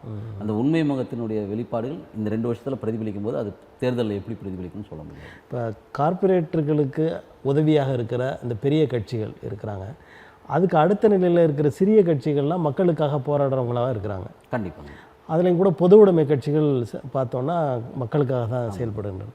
ஏன் இந்த பொது உடைமை கட்சிகள் மக்களிடையே வரவேற்பை பெறவில்லை, வளரவில்லைன்னு நினைக்கிறீங்க? உண்மையாக சொல்ல போனோன்னா ஏதாவது ஒரு கட்சியோடு ஒட்டிக்கிட்டு அந்த ஆட்சியில் ஏதோ ஒரு ஆதரவு அளிக்கிறேன்னு ஒரு நிலையை தன்னிலையிலிருந்து, அதாவது தனக்கு ஒரு கொள்கையை வைத்துக்கொண்டு அதிலிருந்து எதிர்த்து இல்லாட்டி ஆதரித்து செய்வது. கூட்டணி வைக்கக்கூடாதுன்றீங்களா? மினிமம் ப்ரோக்ராமும் ஒன்று இருந்ததுங்க. எந்த இடத்துல இங்கே மினிமம் ப்ரோக்ராம் இருக்குது? எந்த இடத்துலையுமே மினிமம் ப்ரோக்ராம் கிடையாது. முன்னெல்லாம் ஒரு தேர்தலை சந்திக்க போகிறோன்னா காமன் மினிமம் ப்ரோக்ராம்னு ஒன்று உருவாக்கிட்டு அதன் மூலமாக சந்திப்பாங்க. இப்போ அப்படிலாம் கிடையாது. அது அந்த திமுகவும் வச்சுப்பேன், நீ ஆதரிச்சா ஆதரிக்காட்டி. ஆமாம், திமுகவும் பாரதிய ஜனதாவும் கூட்டணி வைக்கும்போது அது அதிகமாக பேசப்பட்டது. ஆமாங்க. ஆனால் அதற்கு பிறகு இந்த மினிமம் என்னைக்கு காமன் மினிமம் ப்ரோக்ராம் பேசுனாங்களோ அன்னைக்கு இவர்களே எதிர்க்கட்சியினுடைய செல்வாக்கு பெற்ற நபர்களாக இருந்தாங்க. இன்றைக்கி எல்லாத்துலேயும் 1-2 சீட்டுக்கு போனது காரணம் காமன் மினிமம் ப்ரோக்ராம் அளவு கூட இவங்க முன்னேறலை. அதுக்கு தயார் நிலை கூட இல்லை. அது கட்டியமைக்க கூட தயாராக, கட்டியமைச்சு கொண்டு போகிறதுக்கு கூட தயாராக இல்லை. ஏதாவது ஒரு ஆளுங்கட்சி முன்னாடி ஒரு 2 சீட்டு 3 சீட்டு 4 சீட்டு ஒவ்வொரு இடத்துல ஒவ்வொரு ஸ்டேட்டில் வாங்கிட்டா போதும்னு நினைக்கிறாங்க. இப்போ சிறு கட்சிகளும் கூட தங்களை சுற்றி இருக்கிறவர்கள் மட்டும் ஏதோ ஒரு ஆட்சி அதிகாரத்தில் ஒரு சின்ன இடத்தை பிடித்தால் போதும் என்ற மனநிறைவோடு இருக்கிறாங்களா? பெரும்பான்மையும் அப்படி தான் இருக்கிறாங்க. ஏன்னா மக்கள் மீது நம்பி வெளியே வரணும்னா மக்களுக்காக போராடி நிற்கணும். இவங்க எல்லாருமே இன்றைக்கி ஓரளவுக்கு அடுத்தடுத்த நிலையில் இருக்கிற சிறிய கட்சிகள் கூட அறிக்கைக்கு மேலே ஒன்றும் கிடையாது. அறிக்கை என்பது மக்களை நம்பிக்கை பெறுவதற்கு எந்த வகையிலும் வராது. அறிக்கை நல்லா கொடுப்பாங்க, வாய்ஸ் அவுடாலாக பேசுவாங்க. அதில் நிறையா இன்றைக்கி ஒருத்தர் வந்தாங்கன்னா நாளைக்கு இன்னொரு பேச்சாளர் வந்துடுவார். இந்த பேச்சாளர்னா அடுத்த பேச்சாளர். இவர்களை நம்பிலாம் மக்கள் போக மாட்டாங்க. அதுதான் மக்கள் ஒரு பெரிய செக்டார் வெளியே நிற்கிறாங்க, யாரையும் நம்ப முடியாமல். காரணம் என்னன்னா அவர்களுக்காக போராடுகின்ற கட்சி இல்லை. களத்தில் இறங்கி அவர்களுக்காக உயிரை கொடுத்து போராடுகின்ற கட்சிகள், தலைமை தாங்குகிற கட்சிகள் இன்றைக்கி ரொம்ப சிறிய இருக்கக்கூடிய அமைப்புகளை தவிர, அதாவது இன்னும் சொல்லப்போனால் எலெக்ஷனில் பங்கேற்காத சில அமைப்புகள் தவிர, ஜனநாயக அமைப்புகள் மற்ற அமைப்புகளை தவிர்த்து வேறு யாருமே இப்போ வரதில்லை. மற்ற எல்லா பெரிய கட்சிகளும் அறிக்கைகள் தான். அறிக்கைகளை விட்டுட்டு இப்போ எவ்வளோ முடியுமோ அவ்வளோ வாய்ஸ் அவுடாலும் அறிக்கை போனால் ஒரு எதனா ஒரு மாநாடு கூட்டி மாநாட்டில் பேசிட்டு போயிட்டே இருக்கிறாங்க. அதிகபட்சம் போனால் மீடியாவில் பேசுகிறாங்க. மீடியாவை தவிர்த்து களத்தில் நின்று போராடி அவரோட பிரச்சனைக்காக நின்று போராடுறது. இன்றைக்கி சிபிஐ சிபிஎம் தொழிற்சங்கம் இந்த மாதிரி சில விஷயங்களை வச்சுக்கிறதால தொழிற்சங்கத்தில் சில போராட்டங்கள் நடத்துது. அதோட ஒட்டுமொத்த ஜனநாயகத்துக்கான போராட்டம் நடத்தும். எதிர்கட்சிகளை எதிர்கட்சியாக அந்தந்த ஒவ்வொரு சின்ன சம்பவம் எதிர்கட்சியை செயல்படணும். ஒரு பெரிய கட்சி எந்த கட்சியாக இருந்தாலும் எதிர்கட்சியாக செயல்பட்டால் அதை நம்புவாங்க. இப்போ எப்படின்னா எல்லா இடத்துலையுமே எலெக்ஷன் எப்படி நடக்குதுன்னா அவன் மோசம் அதனால் நான் எதிரில் ஓட்டு போட்டேன், எனக்கு இந்த கட்சி பிடிச்சிருக்குது அதனால் ஓட்டு போட்டேன்னு நீங்கள் இந்த கடந்த 3-4 தேர்தலாக நீங்கள் பார்க்கவே முடியாது. அவனை பிடிக்கல அவனை ஒழிக்கணும் அதனால் நான் இவனுக்கு போட்டேன். ஏன் இன்றைக்கி நிலைமைக்கு அவன் வயிற்று வலி. இன்றைக்கி வயிற்று வலிக்கு பணம் சாப்பிட்டு வயிற்று வலி தான் வரும். பசிக்கு பணம் சாப்பிட்றாங்க, அது வயிற்று வலி தவிர வேறு என்ன வருங்க? தொலைநோக்கு பார்வை இல்லாத இல்லை, அப்படி இல்லை. அப்படி தலைமையும் இல்லை, அப்படி ஒரு கட்சிகளும் இல்லை. சிறிய கட்சிகள் அப்படி செல்வாக்கு பெற்றவையாகவும் இல்லை. இப்போது நேற்று எடப்பாடி பழனிசாமி அவர்கள் வலுவான ஒரு கூட்டணியை அமைப்போம் 2026 நம்ம தான் ஆட்சி அமைப்போம் அப்படின்றத எல்லாருக்கிட்டையும் சொல்கிறார். அதாவது ஒவ்வொரு மாவட்டமாக நிர்வாகிகளை பார்த்து பேசும்போது அதை நீங்கள் எப்படி பார்க்குறீங்க? வழக்கமான பேச்சு தான், உற்சாகப்படுத்துறதுக்காக வழக்கமான கட்சிகள் வழக்கமாக எல்லா இதுலேயும் போய் பேச வேண்டியதான். ஏன்னா இப்போ எலெக்ஷன் முடிஞ்ச உடனே அவங்களை மீண்டும் புனரமைக்கணும், கட்சிகள் புனரமைச்சு ஆட்சி பிடிக்கிறதுக்கு இயல்பாக என்ன செய்யணுமோ அதை செய்கிறாங்க. ஆனால் அதுக்கான சாத்தியக்கூறு எவ்வளோன்னு தெரியும். இப்போ விக்கிரவாண்டி தேர்தல் நேரத்தில் பார்த்தீங்கன்னா சீமான் வந்து எடப்பாடி கிட்ட உங்கள் கட்சியிலேருந்து ஆதரவு வேணும், அதாவது அந்த வாக்காளர்கிட்ட கேட்குறாரு. திரும்ப அவர்கள் சீமான் ஒரு அவரோட ஒரு சார்பாக பேசுகிற மாதிரி இருக்குது, விஜயை பாராட்டி பேசுகிறாரு. இதெல்லாம் பார்க்கும் பொழுது கூட்டணி மாறுகின்ற ஒரு கணக்கு தெரிகிறதா? அப்படி மாறுறதுக்கான வாய்ப்புகள் ரொம்ப கம்மி தான். ஏன்னா இவங்களை பொறுத்தல 2 வருஷத்துக்கு ஒரு தேர்தல், ஒன்று பாராளுமன்றம் இல்லை சட்டமன்றம், இப்படி மாற்றி ஒரு 2.5 வருஷத்துக்கு ஒரு தேர்தல் வரதுனால ஏதாவது ஒரு இல்லை அப்படி கொஞ்சம் அப்படி குரல் கொடுத்தா கூட ஒரு வருஷம் அப்படி கொடுத்துட்டு திருப்பி போய் ஓட்டிப்பாங்க. அதற்கு மேலே தனித்து நின்று ஒரு ஜனநாயகத்துக்கான அடிப்படையில் ஒரு தனி கொள்கையின் அடிப்படையில் செய்கிறதுக்கான வாய்ப்புகள் இல்லை. ஏன்னா கொள்கை மாறுபாடு யாருக்கும் இல்லைங்க. இவங்களுக்கு எல்லாருக்குமே பிரச்சனை என்ன தெரியுங்களா? வடிவம் தான். வடிவத்தில் பெரிய மாறுபாடெல்லாம் ஒன்றும் இல்லை. இன்றைக்கி ஒரு வடிவம்னா நாளைக்கு இன்னொரு தடத்தில் சேர்த்துக்கு போகிறாங்க, இன்னொரு வடிவத்தை உருவாக்குறாங்க. ஆனால் அடிப்படை கொள்கையில் எந்த மாற்றமும் இல்லை. இந்த நாட்டினுடைய பொருளாதாரத்தை இந்த நாட்டின் நலனிலிருந்து கட்டியமைக்கப் போகிறார்கள்னா கிடையாது. அமெரிக்க நலனிலிருந்து கட்டியமைக்கப்படுகின்ற பொருளாதாரமாக எப்போ மாற்றி அமைச்சாங்களோ அன்றைக்கே முடிஞ்சு போச்சு. அப்போது அதற்கு தோதாக இருக்கக்கூடிய எந்த கட்சிகளும் அதை தாண்டி எதையும் யோசிக்க போதும். இன்றைக்கி ஒரு சுதேசிய பொருளாதாரத்தை கட்டியமைச்சு இந்த நாட்டினுடைய செல்வ வளங்களை பயன்படுத்தி இந்த நாட்டை முன்னேற்றுவதற்கு மாறாக எதிர்நிலையில் நீ சிந்திக்கிறான். அவன் வந்து காசு போட்டு நம்மளை முன்னேற்றிடுவான், அவன் காசு போட்டு நம்மளை முன்னேற்றத்துக்காக வருவான். ஒரு அடிப்படையான விஷயம். எவன் ஒரு கடன் கொடுத்தாலும் நம்மளை முன்னேற்றத்துக்கு இல்லை, அவனை லாபம் அதில் நம்ம கையில் வட்டி வாங்கிறதுக்கு தான் யோசிப்பான். அதுதான் அவன் எத்தாந்து உள்ளே போகிறதே இருக்கிறதையும் சுரண்டி வெளியேற்றும் போகிறதுக்கு தான். ஆனால் அதில் நீங்கள் டெக்னாலஜியை பயன்படுத்திக்கலாம், சில அவசர தேவைகளுக்காக முதலீடுகளை பயன்படுத்துவது என்பது மாறா ஒட்டுமொத்தமாக அவங்க அவட்ட கப்பங்கட்டி மொத்தம் பேட்டன் ரைட்லேருந்து எல்லா காப்பி ரைட்லேருந்து எல்லாத்தையும் அவங்க கையில் ஒப்படைச்சிச்சு. இன்றைக்கி கடன் என்ற பேரில் 3/1 பாகத்தை கடனை கட்டிட்டு வட்டி கட்டுறான், கடனோடு கட்டலாம் வட்டி கட்டுறாங்க. 3/1 பாகத்தை அவனுக்காக இராணுவத்தை அனுப்பி மற்ற நாடுகளில் சேவை செய்யறதுக்கு இராணுவத்துக்கு 3/1 பாகத்தை கொடுத்துறான். மீதி 3/1 பாகத்தை கார்பரேட்டுக்கும் நம்மளுக்கும் தரான். கார்பரேட்டுக்கு ஒவ்வொரு வருஷமும் 4 லட்சம் கோடி தரான். மீதி நம்மளுக்கு என்ன ஒன்றுமே வரலையே. இந்த அரசாங்கத்தை வைத்துக்கொண்டு என்ன செய்ய முடியும்? இப்போ உலகமே ஒரு ஊர் அப்படின்ற நிலையில் இருக்குது. எல்லா உலகத்தில் இருக்கிற எல்லாரும் செயல்பாடுகள் வணிகம் எல்லாம் கலந்து போயிடுச்சு. அப்படி இருக்கும்போது அதை எப்படி குறை சொல்ல முடியும்னு நினைக்கிறீங்க? உலகம் ஓரன்றது நம்ம மூளைக்கு பயிற்று வச்சுக்கிறாங்க. அவங்க உலகம் ஓரன்னு ஒத்துக்கலை. ரஷ்யாவும் அமெரிக்காவும் சாட்சி உக்ரைனில் இன்றைக்கி மிகப்பெரிய சாட்சியாக மாறிது. இஸ்ரேல் பாலஸ்தீனத்தில் இஸ்ரேல் அமெரிக்கா, இந்த பக்கம் பார்த்திங்கன்னா ரஷ்யா, இந்த பக்கம் பார்த்திங்கன்னா சீனா போய் இன்னொரு எதிர்நிலையில் போய் நிற்குது. உலகம் ஓர் நம்மளை தான் பயிற்று வச்சிருக்கு. அவங்க உலகம் ஓர் கிடையாது. அவங்க பட்டவர்த்தனமாக ஒவ்வொரு நாட்டிலும் நிரூபிச்சுட்டு வராங்க. நீ சொல்கிறத நான் ஒத்துக்க மாட்டேன், நான் சொல்கிறத ஒத்துக்க மாட்டேன், என் பங்கு நீ எடுக்காத உன் பங்கு நான் எடுக்க மாட்டேன். இப்படி உக்ரைன்லையும் பாலஸ்தீனத்திலும் எல்லா நாடுகள்லையும் இன்றைக்கி நிறைவேற்றிட்டு இருக்கிறாங்க. அப்புறம் உலகம் ஓர்னு எப்படி சொல்கிறாங்க? இப்போ நம்ம பழங்கால தமிழர்கள் யாதும் ஒரே யாவரும் கேளீர் அப்படின்னு சொன்னதெல்லாம் தவறுன்னு நினைக்கிறீங்களா? அது மிக சரியானது. மக்கள் நிலையில் இருந்து அதை இன்னும் சரி பண்ண உலக தொழிலாளர்களே ஒன்றுபடுங்கள் அப்படிங்கிற இது கமிஷனும் சொல்லிச்சு. இது மக்கள் நிலையில் இருந்து அரசுகள் ஒன்றுபடாது. அவர் லாபத்துக்காக மக்களை சுரண்டும் போது எந்த மக்களை எவ்வளோ தூரம் எப்படி சொல்கிறது தான் யோசிக்கும். மக்கள் நிலையிலேருந்து நம்ம எல்லாம் உலகம் முழுக்க ஒன்றுபடணும்னு நாம் குரல் கொடுக்க வேண்டியது. ஆனால் அவர்கள் சொல்கிற ஒருமைன்றது அந்த ஒருமை கிடையாது. அவர்கள் நம்மளை ஒருமைன்னு சொல்லி நம்மளை பயிற்றுவிச்சுட்டு எங்கெல்லாம் எதிர்க்காத நாங்களாம் ஒரே ஆள் தான், நம்மளாம் ஒன்றா சேர்ந்துட்டோம் அப்படின்னு அந்த டிஜிட்டல் மயமான உலகத்தை மாய உலகத்தை காமிச்சு இதை ஏமாத்துறாங்க. ஆமாம், இப்போ ஒவ்வொன்றும் மக்கள் சொல்கிறத அல்லது பெரும் தலைவர்கள் சொல்கிறதெல்லாம் ஆய்ந்து பார்த்து நம்ம முடிவு பண்ணணும். ஆமாங்க. நிரூபிச்சுட்டு இருக்கிறாங்க. ஆய்ந்து பார்க்குற அளவுக்கு கூட இன்றைக்கி நம்மளை விட்டு போக வேண்டியது. இன்றைக்கி உக்ரைனும் இன்றைக்கி பேலஸ்தீனும் இன்றைக்கி பட்டவர்த்தனமாக நேரடியாக கண்ணெதிரில் சாட்சி நிற்குது. அங்கே ஒருமை உலகமே இல்லையே. அவங்களால பேசி கூட ஒன்றும் பெருசாக ஒரு முடிவு கொண்டு வர முடியல. ஏன் முடிவு கொண்டு வரலாம்? அது பங்கு பிரச்சனை. எந்த நாட்டை யார் பங்கு போட்டுக்கொள்வதுன்ற பிரச்சனை. அது அப்படி தாங்க இருக்குது. இப்போ தமிழ்நாட்டை பொறுத்தவரை 26 தேர்தலில் நடிகர் விஜய் ஒரு தாக்கத்தை ஏற்படுத்துவாரா அரசியலில்? மக்களுக்காக இறங்கி யார் களத்தில் நின்று போராடுகிறார்களோ அவர்கள் எவராக இருந்தாலும் தாக்கம் செலுத்தும். இவர் வந்து இப்போ கொஞ்சம் கொஞ்சமாக உள்ளே வர்றது மாதிரி தெரியுது களத்துக்கு. பெரும்பான்மையாக பாதிக்கப்பட்ட இடத்துல போய் 4 அறிவிப்பு செய்கிறது, இங்கே எங்கன்னா போய் அரிசி மூட்டை கொடுக்குறது, இந்த பக்கம் எதனா போய் சலுகை செய்கிறது, இதெல்லாம் ஒரு அரசியல் கட்சி வேலை இல்லை. அது ஒரு என்ஜிஓவோட வேலை. ஒரு பெரிய என்ஜிஓவை செயல்படணும். என்ஜிஓவுக்கு அதை வரவேற்று வாக்களிக்கிற மக்கள் இருக்கத்தானே செய்வாங்க. ரொம்ப நாளைக்கு நிற்காதுங்க. ஏன்னா அவர்களை பொறுத்தவரையில் வாழ்வியல் பிரச்சனை வேறு. இன்னும் சொல்லப்போனால் பசியாக இருக்கிறவங்க ஒருவேளை அரிசி ஒரு 5 கிலோ அரிசி கொடுக்குறதுனால அவனுடைய வருஷம் ஃபுல்லாக இருக்கிற பிரச்சனை போயிடாது. அதான் இன்னும் சரியாக சொல்லப்போனால் மீன் சுட்டு கொடுப்பதை விட மீன் பிடிக்க கற்றுக்கொடுக்கும் சரியாதுன்னு சொல்லுவாங்க. ஆனால் இப்போ இருக்கிற மக்கள் அந்த நேரத்துக்கு அது சரியான போதுன்ற நிலைமையில் தான் எல்லோரும் வந்துட்டாங்கன்ற ஒரு தோற்றம் இருக்குது. இல்லை, ஒவ்வொரு நேரத்தில் 5 கிலோ கொடுக்குறது கூட அது கூட கொடுக்கறதுக்கு ஆள் இல்லாதப்போ 5 கிலோ கொடுக்குறவங்க கொஞ்சம் யோசிப்பாங்க. ஆனால் வருடம் ஃபுல்லாக பட்டினியாக இருக்கிறவங்க அந்த 5 கிலோவை பற்றி யோசிக்க மாட்டோம். இன்றைக்கி வேலைவாய்ப்பு மிக கடுமையாக வந்திருக்குது. அது மத்திய அரசாங்கம் இருந்தாலும் சரி, மாநில அரசாங்கம் இருந்தாலும் சரி, வேலைவாய்ப்புக்கான எந்த திட்டங்களையும் தீட்டலை. இன்றைக்கி கடுமையாக பாதிக்கப்பட்டிருக்குது. இன்னும் சொல்லப்போனால் தொழில்துறை மிக மிக மிக மோசமாக பாதிக்கப்பட்டிருக்கு. இன்னும் அந்த கிரைசிஸை நம்ம எட்டி பார்க்கல. இப்போ தான் தொடக்கத்தில் இருக்கிறோம். இன்னும் சரியாக சொல்லப்போனால் இன்றைக்கி சாஃப்ட்வேர் இண்டஸ்ட்ரீஸில் இன்றைக்கி தொடங்கி இருக்கிறது ஒரு ரொம்ப ரொம்ப ரொம்ப ஆரம்ப நிலை. இந்த ஆரம்ப நிலை இன்னும் இந்த சாஃப்ட்வேரில் இண்டஸ்ட்ரீஸில் பற்றிட்டு இருக்கிறதே காரணம் என்னென்னா சர்வீஸ் இண்டஸ்ட்ரி. சர்வீஸ் இண்டஸ்ட்ரி ஒரு ப்ரொடக்ஷன் இண்டஸ்ட்ரி பேஸ் பண்ணி தான் சர்வீஸ் இண்டஸ்ட்ரி இருக்கணும். சர்வீஸ் இண்டஸ்ட்ரி விழுந்துருக்குதுன்னா அது ப்ரொடக்ஷன் இண்டஸ்ட்ரியினுடைய நிலைமையை காட்டுதுன்னு அர்த்தம். அது விழுந்து கொண்டு இருக்கிறதுன்னு அர்த்தம். அது உலகம் முழுக்குமே அதனுடைய எதிரொலி தான். அதனுடைய எதிரொலி தான் இது. அது ஒரு வெளிப்பாடு, அவ்வளோதான். அது கண்டிப்பாக இந்த பிரச்சனை நம்ம எதிர்கொள்ள போகிறோம். மிகப்பெரிய அளவுக்கு எதிர்கொள்வோம். என்னன்னா காலம் தாழ்த்தி எதிர்கொள்கிறதா முன்னாடி எதிர்கொள்கிறதான். நாம் ஏன் இவ்வளோ நாள் எதிர்கொள்கிறன்ற பிரச்சனை ஒரு எல்லாருக்குமே இருக்குது. என்ன கேள்வினா, இத்தனை நாள் நம்ம வச்சுட்டு இருந்த பொது சொத்துக்கள், குறிப்பாக பொதுநல கவர்மெண்ட் செக்டார்ஸ் வந்து மிகப்பெரிய அளவு நம்ம கட்டியமைச்சு வச்சிருந்தது. விற்று சாப்பிட்றது கொஞ்சம் நாள் ஆச்சு. இப்போ எல்லாம் விற்று சாப்பிட்டாச்சு. இனி நெருக்கடி நம்ம சந்திச்சு தான் ஆகணும். வீடு விற்று சாப்பிட்ற வரையும் யாருக்கும் பிரச்சனை தெரியாது. ஆனால் அது பிரச்சனையுடைய ஆரம்பம். வீடு விற்று சாப்பிட்ட பிறகு அடுத்த விஷயத்துக்கு நம்ம தெரியணும். அதுதான் இப்போ நடந்துட்டு. இப்போ தமிழ்நாடு இந்திய ஒன்றியத்திலே தொழில்துறையில் முன்னணியில் இருக்கின்ற செய்திகள்லாம் சொல்கிறாங்க. இந்த போட்டியில் இருக்கிற இதுவில் அந்நிய முதலீடுகளை ஈர்த்து அதில் செய்ய முடியும்னு நினைக்கிறாங்க. அப்படின்னா அதோடு சேர்ந்து அந்த நெருக்கடியும் நம்ம முதல்ல சந்திக்க போகிறோம். அவங்க அந்நிய முதலீடு ஈர்க்கிறதுல அதே வேலையில் அவர்களை மட்டும் சார்ந்து நிற்கும் போது அவர்கள் நெருக்கடியில் இருக்கிறாங்க. நம்ம விருப்பம் இல்லை.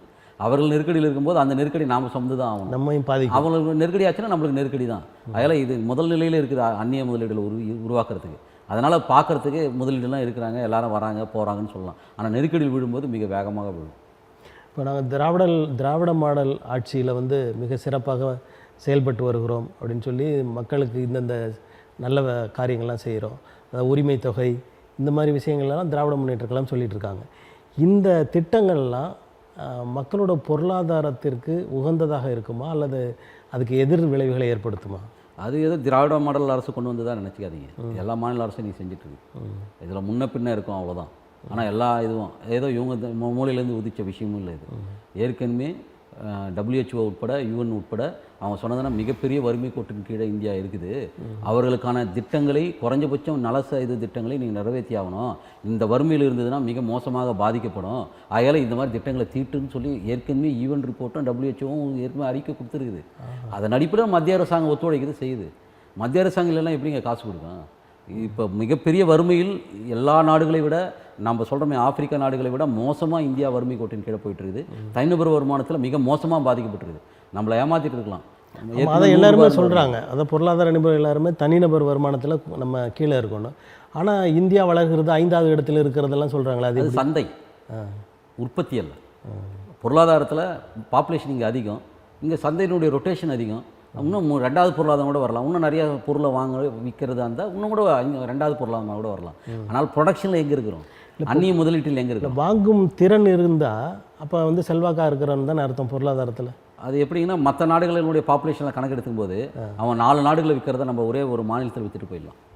அவன் அதுதான் அவனுக்கு போடுறான். அவன் இன்னும் சரியாக சொல்ல போனால் இங்கே இருக்க ஒரு 20% அதிகபட்சம் 5% அவன் டார்கெட். 5% அவன் இந்தியாவில் விற்றால் அவன் அந்த கம்பெனி இன்றைக்கி இந்தியாவுடைய மிகப்பெரிய கம்பெனியாக மாறும். ஏன்னா அவ்வளோ பெரிய பாப்புலேஷன். அதில் இங்கே சந்தை தான் இது பண்ணுது. நம்ம நாட்டினுடைய முதலீடு எங்கே போயிருக்குது வெளியே? எந்த நாட்டுக்கும் வெளியே நம்ம முதலீடுகள் போகவே இல்லை.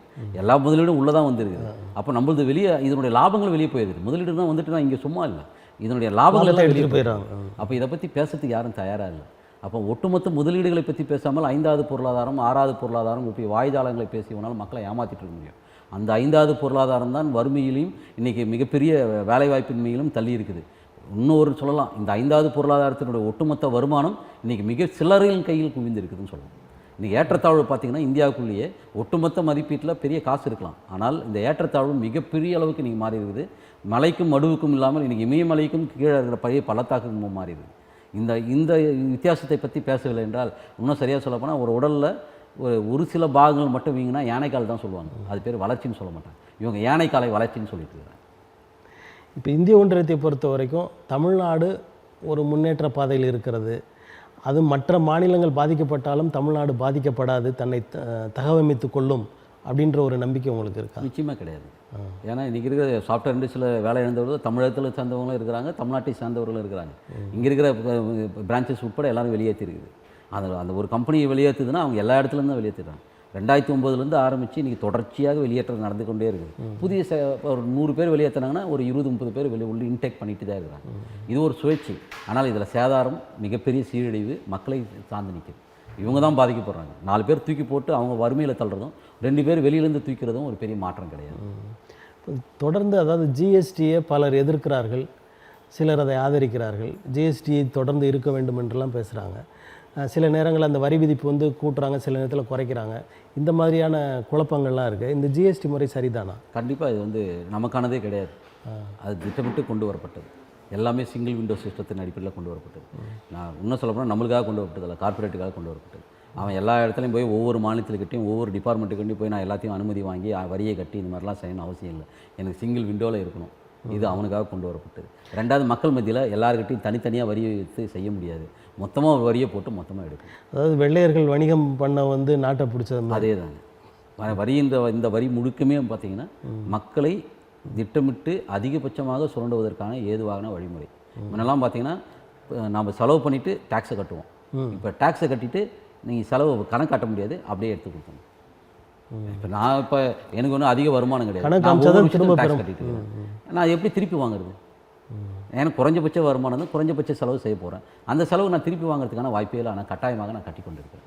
இதுதான் இந்த மோசமான நிலைமை. பிச்சைக்காரர்கள் கட்டுறாங்க வரி. ஒவ்வொரு விஷயத்தையும் சோப்பு சீப்பு எல்லாத்துலேயும் கட்டிட்டு இருக்கிறாங்க. யாருமே சொல்கிறாங்க, யாரும் கட்டாதாலே கிடையாது. ஒவ்வொருத்தரும் இங்கே வாழ்ற மறைமுக வரி நிறைய, மறைமுக வரி ஜிஎஸ்டி மூலமாக கட்டி கொண்டு தாங்க. அவங்க எப்படி திரும்பி வாங்குவாங்க? இவங்க சொல்கிறாங்க 1000 ரூபா கொடுக்குறதுன்னு. இவங்க சொன்ன வரிக்கு 1000 ரூபாலாம் ஒன்றுமே இல்லை, 10,000 ரூபா கொடுக்கணும். பொதுமக்களுக்கு தேவையான பொதுமக்கள் விழிப்புணர்வு பெற வேண்டும் என்ற நிலையில் தாங்கள் கொடுத்த விளக்கங்களுக்கு எங்களது தமிழன் தொலைக்காட்சி சார்பில் நன்றியை தெரிவித்தோம். நன்றி நேயர்களே, வேறொரு நிகழ்வில் மற்றொரு ஆளுமையுடன் சந்திப்போம். நன்றி, வணக்கம்.